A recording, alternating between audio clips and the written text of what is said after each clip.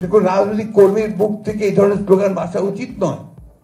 এখন কিন্তু যে প্রতিযোগিতা চলছে, এই প্রতিযোগিতা কিন্তু স্লোগান দেওয়ার প্রতিযোগিতা নয়, মেধার এবং বুদ্ধির প্রতিযোগিতা। শুধুমাত্র স্লোগান দিয়ে কিন্তু আমরা এই সামনের বা আরো সামনের যুদ্ধ জয় করতে পারবো না। সেন্ট্রাল অফিস থেকে এই বইগুলো বিলি করা হবে।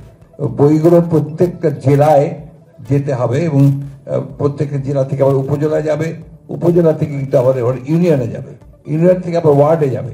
এটাকে নিশ্চিত করতে হবে আমাদের সাংগঠনিক যে টিম আছে, আমাদের সাংগঠনিক সম্পাদক, সহসংগঠনিক সম্পাদক, তাদেরকে এই কাজটাকে নিশ্চিত করতে হবে।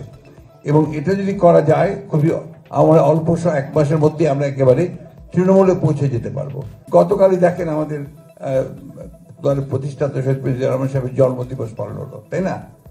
এখানে আমাদের যে কর্মীরা আসে স্লোগান নিয়ে, একটা পতাকা নিয়ে আসে, সাধারণত ভাইদের পিছনে আসে, এসে সেই ভাইদের পক্ষে স্লোগান দিতে থাকে, তারপরে স্লোগান দেয় পূর্ব, পশ্চিম, উত্তর, দক্ষিণ।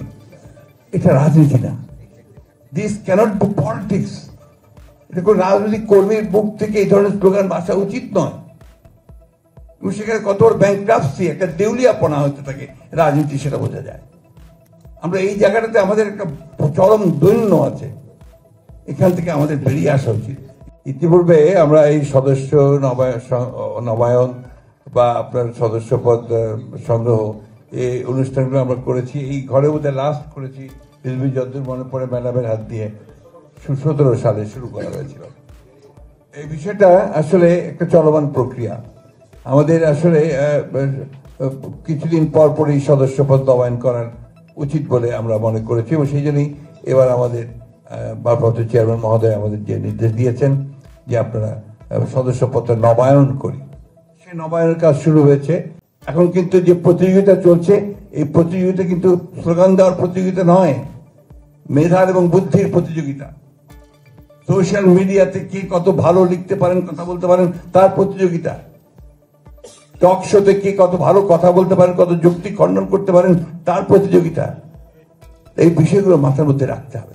কিভাবে বক্তব্য হবে, একটা সভা কিভাবে চলে, আপনার যিনি উপস্থাপনা করবেন কিভাবে উপস্থাপন করবেন, অ্যাড্রেস কিভাবে করবেন, এই জিনিসগুলো কিন্তু খুব বেশি প্রয়োজন বলে আমার কাছে মনে হয়।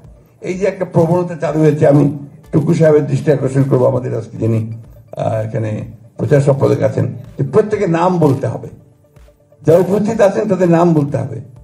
এটার কোনো অর্থ হয় না, এটা অর্থহীন একটা ব্যাপার, সময় ক্ষেপণ করা ছাড়া আর কোনো কাজ নাই।